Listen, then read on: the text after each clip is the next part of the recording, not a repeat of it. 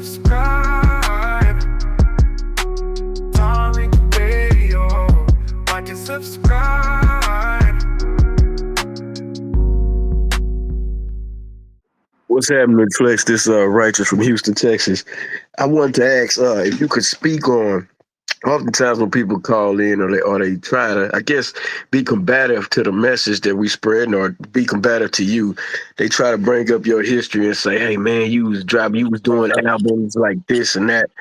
And what oftentimes I see, as black men, and as we evolve and we grow and we become more enlightened, we start to do things that are more in line with our purpose. Oftentimes, I tell people, man, you wouldn't have got Malcolm X if it wasn't for Malcolm Little, Daddy Dirty Red. So the transitioning from I guess street life or gangster or just maturity, if you could speak on that. I know you did with your last message. I heard a lot of athletes saying, welcome home Big Meech. You don't know what he might do for the community, as Tukey Williams did when he transferred over. So I'm gonna land my plane. If you could speak to that, I'd appreciate it. Yes, indeed, man. Yeah, man. Um, Look, man, uh, the wagging of the finger to people because of whatever. A lot of Negroes get into fake morality.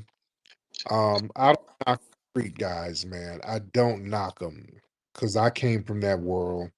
I know what it is. I know the mindset. Li- Oh, hold on, y'all. Mute yourself for a minute. I get you in a minute. Please mute yourself, please. But listen, let me tell you something. And yeah, my last broadcast, a lot of people liked it because I talked a lot of street business and just kind of got into the mindset of street cats and talked about the dichotomy between the so-called square world and the street world and how there has always been a counterbalance within Black society. And you got the side, the squares, like, man, damn that street stuff. No, they be destroying the community. They destroy the community, all that. Okay, all right. Some of you square niggas be destroying the community too. Let's not go there. The squares destroy the community too. All you niggas working a 9 to 5, you working at Popeye's Chicken and you got 3 baby mamas and ain't taking care of none of your kids. Nigga, that's destroying the damn community. All right. Don't wag your finger at the street dude. I don't want to hear none of that. You're not gonna wag. I don't do that because I know the game. If a cat's out here getting it in the streets, I'm not so quick to wag the finger because I know what it is. Cat doing a 9 to 5, I'm not wagging the finger. I know what it is. It's cool. Both sides are needed for certain things. But I don't just throw the baby out with the bathwater because a lot of people get in the game out of necessity. Some people get out and then they do phenomenal things for the community. They do phenomenal things for their families. You understand? Yeah, you got some riffraffs out here. And a lot of stuff that y'all see, a lot of the knucklehead stuff, that ain't really street business. Let me clue y'all in on some. Some of the riffraff shit where dudes are just shooting up everything. Those aren't no real street niggas. Those are square niggas trying to get involved with the streets and then they crash the fuck out. All right. These are dudes who don't know how to move and shake. They're scared, so they just crash out and just start shooting every damn body. They ain't no real street dudes. All right, let's get that straight. Emotional little fuck niggas, they ain't got nothing to do with street business. They mess street business up. Those are square dudes that then heard a couple of damn rap records, went out on the block, somebody tapped at them, then they crashed out. You understand? That ain't street whatsoever. You got a lot of little moist, feminized dudes out here who just come in and crash out real quick, and the streets get rid of them immediately. Yeah, a lot of folks crash out because they ain't built for it. You don't know how to move and shake. Yeah. But yeah, I don't throw the street cats away because let me truth be told, man, listen, a lot of the consciousness that I got it from street dudes. You understand that? When I got Dr. Welsing's book, The ISIS Papers, somebody gave that to me. My partner who had a trap house. I got that book in a trap house. My dude, my homie was in a bando trapping, and he happened to have that book. That's where I got the ISIS papers in a damn bando with cocaine on the table. I was in there with one of my partners, a real good friend of mine, and he was like, "Man, you gotta check this book out. This shit is deep." You understand? The niggas in a bando talking deep talk. You understand? A lot of conscious stuff I got put onto was street dudes. The guy who called earlier talking about him and his family like Hidden Colors. Look, a lot of the folks who was really promoting Hidden Colors were the street dudes. They were selling it on the streets. The street cats were. And even my books were bestsellers because they were popular on the streets. A lot of the street dudes would promote my books. My books were big in prison. A lot of dudes in prisons were reading my books in the early 2000s and then spreading the word and spreading it to their families. And the book had a lot of street cred, and then the mainstream audiences started getting it. But it started on the streets. The street dudes held it down. When I first started selling books and doing book signings, I would go to Malik's Books on Crenshaw. Malik Book was on Crenshaw Boulevard. LA was the street cats in LA were major supporters of my early stuff. So yeah, they always showed love. So yeah, I don't wag the finger so quickly, man, because everybody's needed, man. You'll learn some of these dudes who you think is a riffraff, he's a street dude or whatever, but some of these guys got a lot of game. They can lace you with something. Not everybody, of course, not everybody, but you don't even know. You never know what somebody's path is. You never know why certain people had to take certain routes because we're in a system that's an imbalanced system. We're in a system that we shouldn't be in. So people are going to move in certain ways for survival. You understand? And look, we live in a system of deprivation.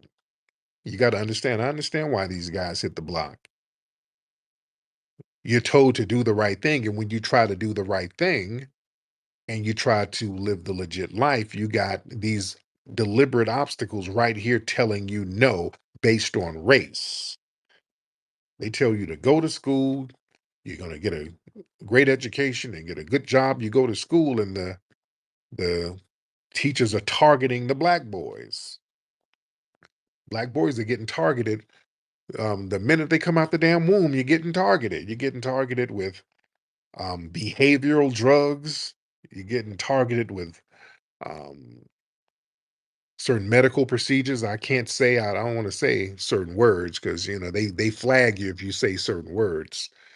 But yeah, they throw the kids in special education and then they throw drugs on them and behavioral drugs and they get disciplined more harshly than their white, non-black counterparts. So everything is targeting males. Males, you're just getting targeted nonstop.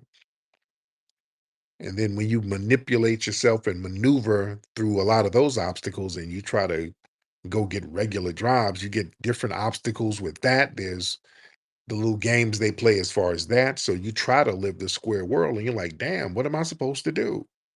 I'm getting deprived everywhere I go. Well, shit. Let me go ahead and hit this block. There's something over here. Let me hit that damn block. I understand. I don't condone it, but I understand why people make that decision. I get it. Yeah. Let's get who in the building. Who? Oh, what's up, Tariq? Hey, huge fan. I just have a quick question. Yes, indeed. Um, Are you Asian? You're an Asian guy? no, I'm a Eritrean. You reach. Okay, there you go. What's on your mind? Respect. Yeah, I was saying I seen the microphone check. Huge fan. My only question was, how come yet you didn't go to the Breakfast Club for your like during your tour promotion? Yeah, they never hollered at me. Yeah, Oh, for real? yeah, they never hollered. Yeah, so Oh, yeah, damn. yeah, that's what it is. Yeah, they never hollered at me. But yeah, I Uh, was out. Thank you. Yeah, but yeah, they just never hollered at me. So yeah, you got to ask them why. I don't know, but yeah, they never hollered at me. But yeah, a lot of the other stations and TV folks, they hollered. USC, what's going on?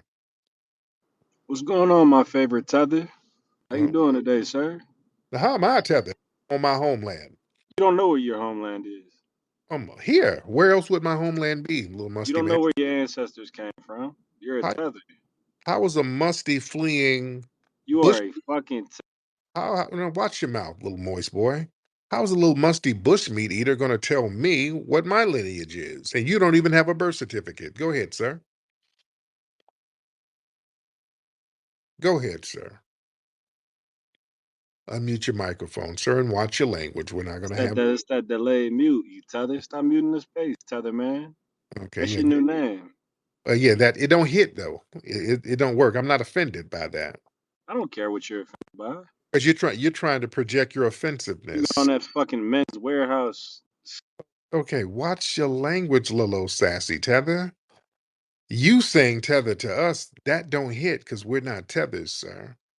So that don't work. You're failing, sir. You're failing at your trolling, just like you failed in your homeland, sir. How does it feel to be a triple failure? You're failing at everything. You failed at your homeland. You're failing over here. You're failing with your trolling. How does it feel to be musty and failing, sir? Come on, brother. Come on, you. Let me ask you something, Tether. Do you sit down when you pee? Oh no, but your grandma does. Your grandma sit down when she pee, and she sits down on an inner tube peeing in the ocean, floating over here, sir. That's the problem. If you didn't flee, you would have better jokes than what you have, sir. Okay, now USC, you're already boring. You tethers are so boring and whiny. So you want to whine to Black Daddy? Ah man, Tariq, you are foolish. You want to whine to Black Daddy because you fled? Don't whine to me. I don't want to hear you whining tethers. Go in there and boil some bushmeat and whine to your fellow musty relatives. Don't whine to me. We don't want to hear you whining with your little old musty ass. You are a musty ass Men's Warehouse suit wearing ass. Wish you could have a Men's Warehouse suit. You have on a dingy dashiki. All right? You wish you can get a Men's Warehouse suit. You got a dashiki warehouse suit, sir. You got a dashikis are us outfit on. A little thin polyester dashiki that's very itchy with must stains under it, sir. I will stay at Men's Warehouse as long as I'm not in a musty dashiki. All right? Anyway, whining tether. Don't get mad at us because we didn't flee. How you mad at us because we didn't flee? Tether's always trying to tell us what our ancestry is. The hell out of here. My ancestry is here. This is my homeland. My ancestry is here. I know where I came from. You're the one who don't. Don't ever forget that, FBA family. These tethers don't know their damn history at all. Don't let them run that game like they got some real deep, rich history that they know. They don't know nothing about their history because they done been remixed a million times over there.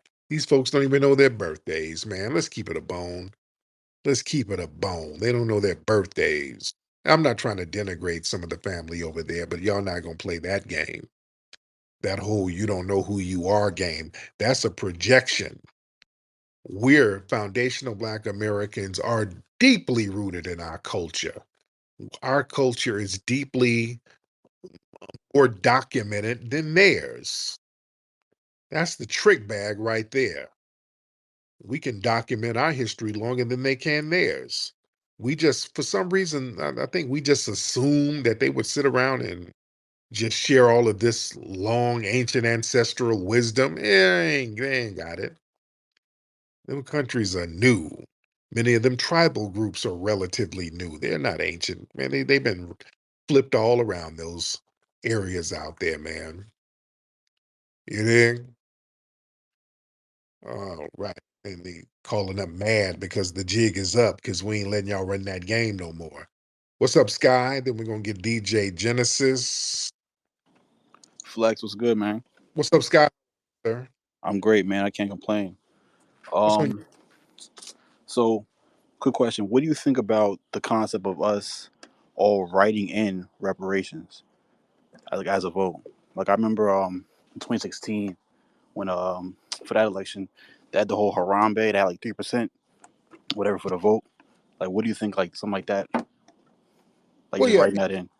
that to be effective, it would have had to be organized early on. It's only a couple of weeks to the election, so yeah, you'll get about 20 or 30 people writing it in. But yeah, people are not going to do that in massive amounts of time. They're not going to do that in mass. Just understanding logistics and the time. So, DJ Genesis, what's happening? Hey, how are you? Long time. How you doing, Genesis? So, I have been getting emails from the Kamala side, Yeah. and one of the things I've seen is like this kind of like narrative about Trump trying to become a dictator and him saying that he wants to have a day of I don't know, violence, and he wants to he's going to be the last president. Do you know anything about that? Like about the Barron Trump connection to Oh, the whole thing? that's scare tactics. That's a scare tactic, and none of that won't happen. These people, they're getting desperate, and they're just saying anything. Again, they don't have anything that we should proactively vote Kamala in for. So what they're doing is creating boogeyman tactics. Oh, he is going to be a dictator. Oh, he's going to bring Project 2025. Oh, the police is going to get everybody. They're trying to use a lot of scare tactics, and a lot of us are just not going for it. We ain't going for the scare tactics. I'm scared of Kamala's ass. That's what I'm scared of. Kamala Harris is, they got the borders wide open. You got um, all types of riffraffs and criminals from third worlds just running over here, running amok. That's what I'm scared of.